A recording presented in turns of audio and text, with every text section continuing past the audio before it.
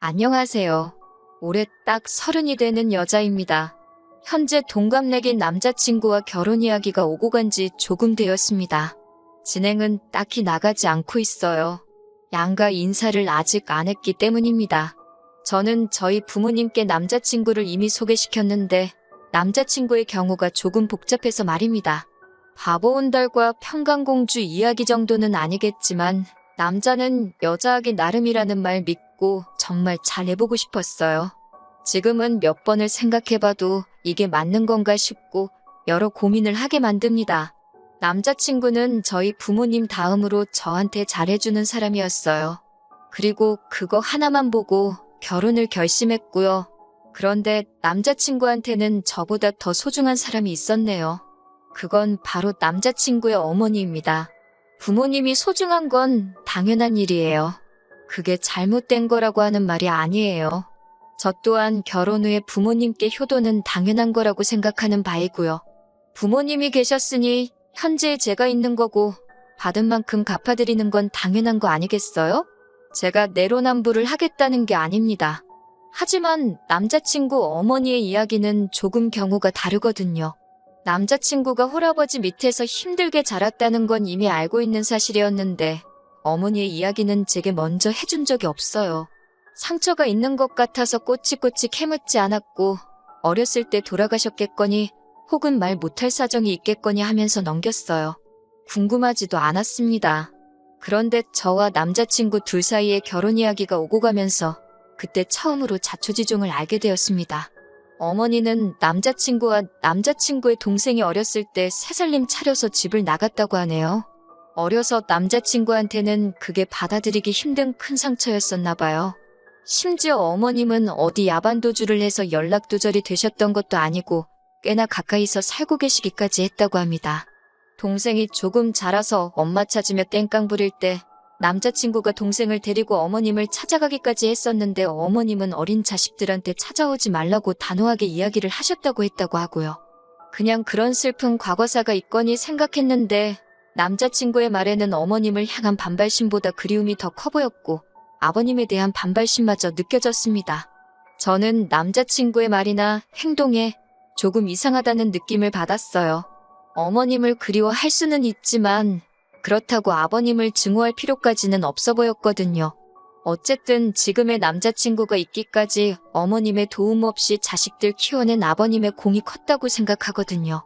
충분히 갚아야 할 은혜라고 생각하는데 남자친구는 동생만 아버님 품에서 독립을 하고 나면 아버님은 국물도 없다는 식으로 말을 했어요. 결혼 이야기가 오고 가는 와중이기는 하지만 어쨌든 그때까지는 결혼한 사이도 아니다 보니 남의 집안일에 괜히 상관하고 싶지 않아서 말을 아꼈는데 자세한 내막을 알고 보니 남자친구는 취직을 한 이후부터 어머님하고 지속적으로 연락을 하고 있던 상황이라는 걸 알게 되었어요.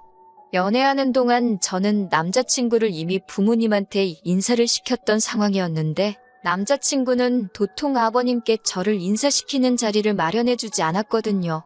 그런데 어머님 이야기를 제게 털어놓고 난 뒤부터 남자친구는 계속해서 저를 어머님한테 인사시키고 싶어 했습니다. 솔직히 많이 혼란스러웠어요. 인사를 한다면 저는 당연히 지금의 남자친구가 있도록 키워주신 아버님을 먼저 뵙는 게 순서라고 생각했거든요. 그런데 그걸 생략하고 어머님을 먼저 인사를 시키겠다는 거잖아요. 그런데 남자친구는 다짜고짜 아버님은 결혼식 때 부르지도 않겠다는 선언을 하는 겁니다. 혼주석에는 어머님이 오실 거고 아버지와는 연을 끊고 지내겠다고 하는 거죠. 지 결혼이니까 지 마음 가는 대로 하고 싶은 건 알겠는데 자초지종만 들었을 때 어머님이 바람이 나서 피부치 같은 자식들 남겨두고 새살림 차렸을 때 그때 이미 혼주석에 앉을 자격을 잃은 거나 마찬가지라는 생각을 갖고 있었기 때문에 남자친구의 발언이 조금 충격적이기는 했습니다. 결혼이 남자친구와 제가 좋아서 하는 것도 있지만 어쨌든 양가 집안이 하나가 된다는 의미가 더 큰 부분이잖아요.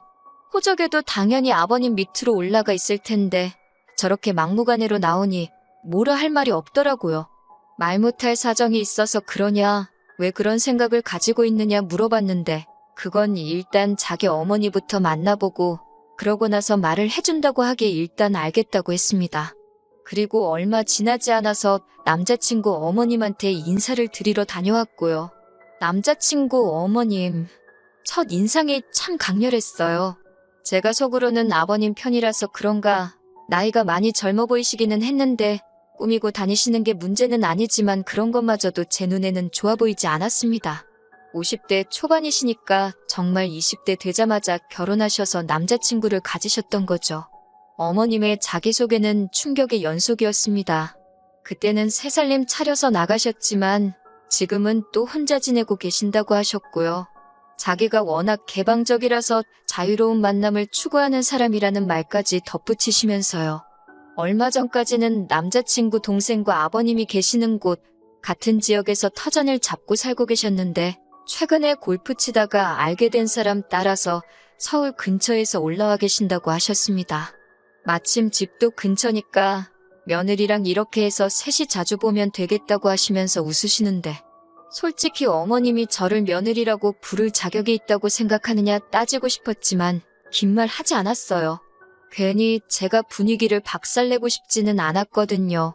졸지의 시아버지만 3명이 생겨버린 이 상황을 웃으면서 넘겨야 하는 건지 이건 아니지 않냐고 솔직하게 내 의견을 말해야 하는 건지 정신이 하도 없어서 표정 관리도 똑바로 못하고 있었습니다.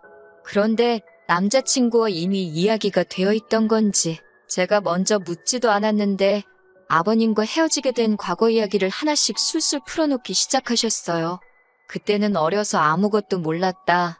남자친구 아버님한테 사기를 당한 거나 마찬가지다 하시면서 침몰하고 있는 배에 같이 타서 둘 다 인생 종치느니 나라도 잘 돼서 애들 챙겨줘야겠다 싶어 3살님 차려서 나간 거라고 하시고 막상 3살님을 차렸더니 그 집구석에서는 애들도 못 만나게 하더라. 내가 뭔 힘이 있겠냐. 일단 나라도 살고 봐야 훗날을 도모하지 않았겠냐. 그리고 이제라도 애들하고 잘 지내기 위해 그 집구석하고도 이별하고 나온 거라고 하시는데 솔직히 제 귀에는 그게 그냥 가져다 붙이는 변명거리로밖에 들리지 않고 그냥 그럴싸한 이유로 자기 합리화를 하고 있다는 생각밖에 들지 않았습니다. 어떤 상황이건 간에 핏덩이인 자식들 버리고 도망간 걸 설명할 수 없잖아요? 어떻게든 엄마 노릇을 하고 싶었는데 3살님 차린 집에서 못하게 막았으면 진작에 그 집구석을 나와서 혼자 지내시더라도 아버님과 이미 갈라섰다 하더라도 충분히 자식들과 교류하며 어느 정도 뒷바라지를 해주실 수 있던 것 아니겠어요? 그런데 그것 또한 3살님 차린 집구석에서 싫어해서 못했다는 걸로 대충 넘어가려고 하시니 한참 어린 제가 보기에도 그 모습이 좋게 보일 턱이 없었습니다. 지금 혼자 계신다는 말도 솔직히 자식들 때문에 그런 건지 아니면 재벌은 남 못 주고 밖으로 돌다가 쫓겨난 건지 아무도 모르는 이야기 아닌가요? 그런데 남자친구 취직하고 나서 연락을 해오셨던 걸 보면 제 생각에는 후자에 더 힘이 실리는 이야기 같은데 제가 아버님 대변인으로 나와서 시시비비를 가리려고 나온 자리도 아니고 그때는 어머니 사랑 못 받고 자란 남자친구가 어머니와 함께 있는 것만으로도 너무 좋아 보여서 최대한 크게 따지고 들지는 않으려고 꾹꾹 참고 있었어요. 그동안 못 받은 어머니의 사랑을 받고 싶은 건지 효자 노릇을 하고 싶은 건지 주문한 음식이 나왔는데 어머님 드시기 편하라고 돈가스를 드시기 편하게 조각조각 하나씩 썰어주고 있는 모습을 보니 안쓰럽기도 하고 화가 나기도 하고 참 오만 가지 감정이 교차하더군요. 30살 저희들한테 맛있는 거 사주신다고 데려간 곳이 집 근처 돈가스 집인 것도 조금 그렇긴 했는데 제가 계산을 하려고 했는데 기어코 당신이 계산하신다고 하신 걸 보면 어머님이 정말 상황이 좋지 않은데 어떻게든 잘 해보고 싶다는 진심이 느껴지기도 하고 그때까지는 조금 지켜보자는 생각이었어요. 식사가 끝나고 나서 어머님이 이대로 헤어지기는 아쉽다고 하시면서 당신 집에 가서 과일이라도 먹고 가라고 하시기에 따라갔습니다. 새로 만나시는 분이 있다고 해서 저는 또 3살님을 차리신 건가 싶었는데 그게 아니더라고요. 어머님은 서울에 따로 집을 가지고 계신 건 아닌 것 같았고 연립주택에 새들어 살고 계셨어요. 방 1개에 거실, 주방, 욕실 다 따로 있기는 했는데 사이즈가 그렇게 크지는 않았습니다. 골프 치다가 알게 된 사람 따라왔다는 말에 새살림 차려서 잘 지내시는가 보다 했는데 둘이서 아직 서로 알아가는 단계이다 보니 일단 급한 대로 작은 방 구해서 지내고 계신다고 하셨습니다. 그리고 그 좁아터진 집에서 과일을 먹으면서 이런저런 이야기를 나누는데 어머님께서 시커먼 속내가 잔뜩 담긴 한마디를 하시더라고요. 이렇게 셋이서 있으니까 너무 좋으시다고. 식사 자리에서는 이렇게 셋이 자주 보자고 하시던 말이 이번에는 그냥 이렇게 셋이서 알콩달콩 살아도 좋겠다고 살짝 돌려서 말을 꺼내시더라고요. 누가 들어도 우리 결혼하면 방 한 칸 내달라고 같이 사는 게 어떤지 저를 떠보려고 꺼내신 말로밖에 들리지 않았어요. 남자친구는 어머님 속뜻을 알고 그러는 건지 모르고 그러는 건지 그러면 참 좋겠다고 동조하면서 해실해실 웃고만 있었고요. 집에 돌아오는 길에 저는 이미 느낌이 쎄해서 이 결혼을 해서는 안 되겠다는 생각이 들었습니다. 그래서 남자친구한테 솔직하게 대답해달라고 하고 단도직입적으로 물어봤어요. 혹시 너 지금 결혼하면 어머님 모시고 살고 싶어서 밑밥 가는 거냐고요. 그러니 남자친구는 그게 무슨 소리냐입니다. 어머니는 어머니 인생이 있고 우리는 우리 인생이 있는 거 아니겠냐고 선은 확실하게 긋더라고요. 어머니는 지금 만나는 분도 계시고 한데 왜 우리랑 사시겠냐고 하면서 오히려 그런 질문을 한 저한테 지금 무슨 생각을 하는 거냐고 화를 내더라고요. 그래서 솔직한 제 심정을 이야기해줬습니다. 내가 느끼기엔 어머님이 우리가 결혼하게 되면 같이 살고 싶어 하시는 것처럼 보였다. 오늘 내 반응을 봤다면 알겠지만 솔직히 너 키워주신 아버님 무시하고 어머님이 혼주석에 앉아 계시게 하는 것도 맞다고 생각하지 않고 오늘 자리가 여러모로 나한테는 불편한 자리였다. 이런 식으로 그간 속안에 담아두었던 이야기를 다 꺼냈지요. 취직 후부터 연락을 하고 지냈다고 하는데 그러면 이제 2년 정도밖에 안 된 거거든요. 같이 사는 것도 아니고 어머니가 새로 만나시는 분 알고 나서 여기 올라오신 지는 또 반년 정도밖에 안 된 건데 언제부터 그렇게 어머님을 잘 알았다고. 남자친구는 우리 엄마 그런 사람 아니라고 하면서 저보고 너무 나쁘게만 보지 말라고 하는 겁니다. 사실 아버님이 다 잘못한 거라고 어머님 편을 들면서 말이죠. 아버님이 애초에 어머니한테 잘했으면 어머니가 자기랑 동생 두고 새살림 차릴 필요도 없었던 거 아니냐. 자기가 지금 이 자리까지 오게 된 것 또한 아버님 덕이 아니라고. 다 자기가 잘해서 여기까지 온 거 아니겠냐고. 그러니 그건 자기가 잘했기에 다 자기 덕이지 아버님 덕이 아니라고 하는 말인 겁니다. 누가 들으면 태어나자마자 지 혼자 벌어서 공부하고 학원 다니고 대학 가고 그랬는 줄 알겠는데 그건 또 아니거든요. 대학 생활을 서울에서 자취생활하면서 학자금 대출도 없이 아르바이트도 안 하고 지냈는데 그걸 어떻게 자기 덕이라고 할 수 있나요? 제가 세상에 너보다 어려운 환경에서 이룰 거 못 이루고 하고 싶은 거 시작도 못 해보고 포기하는 사람들이 한두 사람이 아니라고 복 받은 줄 알고 아버님한테 잘하라고 한마디 했습니다. 그랬더니 갑자기 혼자 욱해서 네가 내 자라온 과정을 아냐 마냐 하면서 울분을 쏟아내더라고요.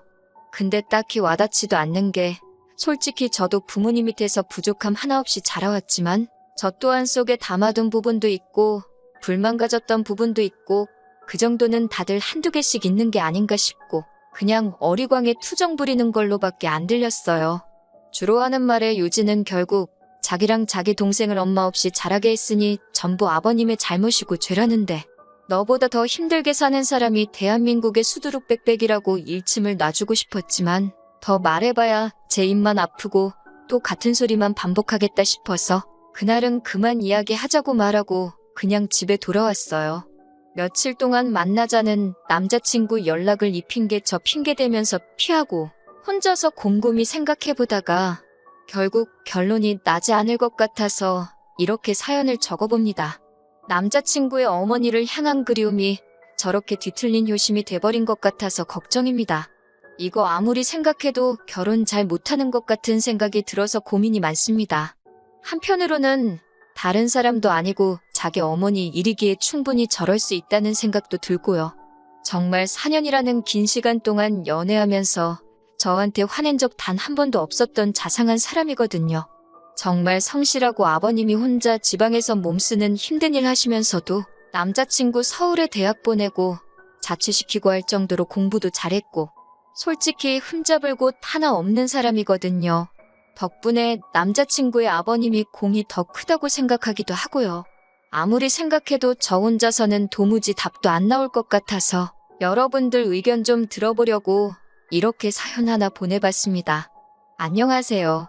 정확히 3주 만에 다시 찾아뵙네요. 이 상황을 두고 고민했던 제 자신이 다 바보 같다고 느껴질 정도로 치가 떨립니다. 결론부터 말씀드리자면 남자친구 머리채 한 움큼 뽑아버리고 거지 같은 집구석 탈탈 털어버리고 헤어졌어요. 지금은 깔끔하게 정리가 다 된 상태예요. 그렇게 엄마가 좋았으면 애초에 아버지랑 살지 말고 지네 엄마랑 붙어 살지. 아버지한테 받아먹을 건 다 받아먹고 이제 와서 왜 저러는지 정말 모르겠네요. 생각을 정리할 시간이 필요했기에 남자친구와 그동안은 되도록 만나지 않았습니다. 그런데 남자친구도 제가 별것도 아닌 이유를 말하면서 만나는 걸 피하니까 뭔가 눈치를 챘었나 봐요. 저한테 난데없이 아버님한테 인사드리러 가자고 하는 겁니다. 저랑 만나지 않았던 동안 어머님하고 무슨 일이 있었던 건지 심경의 변화가 있었던 건지 저는 몰랐죠. 제가 아버님 쪽에 편을 들기는 했지만 그건 어머님이 너무나도 말이 안 되는 상황이었기에 그랬던 거지 실제로 만나뵌 적은 한 번도 없었거든요. 그래서 아버님을 한 번 뵙고 싶기는 했어요. 아버님이 하시는 걸 보면 남자친구가 어떤 성격을 가지고 있는지, 왜 저러고 있는지, 아버님을 왜 저렇게 싫어하는 건지 어느 정도 남자친구의 상황을 이해를 할 수 있을 거라고 생각했거든요. 그래서 남자친구를 만나 출발했습니다. 그런데 경부고속도로에서 갑자기 수원으로 차가 빠지는 겁니다. 아버님 계시는 곳은 절대 아니죠. 수원 쪽에는 어머님이 계시는 곳이거든요. 뭐 하는 거지 싶었는데 차가 익숙한 길로 접어들더니 어머님 지내시는 집으로 가더군요. 남자친구한테 지금 뭐 하는 거냐 했더니 가보면 안다고 하는 거예요. 집에 들어가니 아버님은 당연히 없고 어머님만 계셨고요. 남자친구한테 작은 목소리로 이게 뭐 하는 거냐고 한마디 했더니 기다리라고만 하는 겁니다. 어머님은 음식 준비에 한참이셨고요. 그 모습을 보니까 5만 가지 생각이 다 들었네요. 아버님이 이 집으로 오시기로 했나 싶기도 하고 어머님은 저희 보고 음식 좀 도와달라고 하시는 겁니다. 거실 한편에 교자상도 펴져 있고 준비하고 계시던 음식을 봐도 대충이 북어포니에서 있는 게 앞만 봐도 식사 때문에 준비하시는 건 아닌 것 같고 제사상이 아닌가 싶었습니다. 그런데 조금 혼란스러웠던 게 두 분이 이혼하신 거잖아요? 그러면 제사를 지낼 이유가 없지 않나 싶었어요. 어머님 쪽에서 남자 형제가 없어서 제사를 어머님이 가져오신 건가? 그런 생각까지 했습니다. 어머님 혼자 하기에는 음식이 많기도 했지만 저한테 사전에 아무런 말도 없이 음식 준비를 시키는 게 기분이 썩 좋지만은 않았어요. 그런데 어머님은 저보고 잘 보고 배우라고 하면서 앞으로는 다 제가 해야 할 일이라고 하시는 겁니다. 아직 결혼이 확정된 상황도 아닌데 솔직히 왜 저러시나 싶었어요. 그래도 아버님이 오신다니 별말 안 하고 준비하는 것부터 상 차리는 것까지 끝까지 도왔습니다. 저희 집도 제사를 지내기 때문에 제사 지내는 것 자체가 문제라고 생각해 본 적은 없었거든요. 준비가 다 끝나고 어머님이 어디에 전화를 하시니 얼마 안 있어서 문이 열리는 소리가 들리더라고요. 아버님이 들어오셨고 남자친구가 오셨어요? 아버지? 하고 살갑게 맞이하는데 속으로 했습니다. 앞으로 평생 얼굴도 안 보고 살 것처럼 아주 이빨을 드러내놓고 있던 모습과는 다르게 외투도 직접 받아서 옷걸이에 걸어주고 너무 잘했기 때문이에요. 무뚝뚝하신 성격인지 저한테는 살짝 목리만 하고 들어오시자마자 준비되어 있는 제사상의 향을 피우시더군요. 남자친구가 옆에서 술 한 잔 따르고 저를 올리시더니 그 다음에는 다 같이 절을 하자고 해서 얼떨결에 저도 절을 해버리고 말았어요. 그리고는 이게 맞나 싶어서 저는 실례하겠습니다 하고 밖에 나가 있었습니다. 제사가 다 끝나고 나서 저보고 뒷정리를 도우라길래 일단 저도 도왔어요. 이때까지만 해도 저는 정말 아무것도 몰랐습니다. 이윽고 네 사람이서 식사가 시작되었어요. 아버님이 과묵하셔서 그런지 식사 자리가 분위기가 조금 무거운 편이었습니다. 아버님이 앞에 계시면 저렇게 찍소리도 못할 거면서 뭘 그렇게 아버님이 싫다고 이를 갈고 그랬는지 싶었습니다.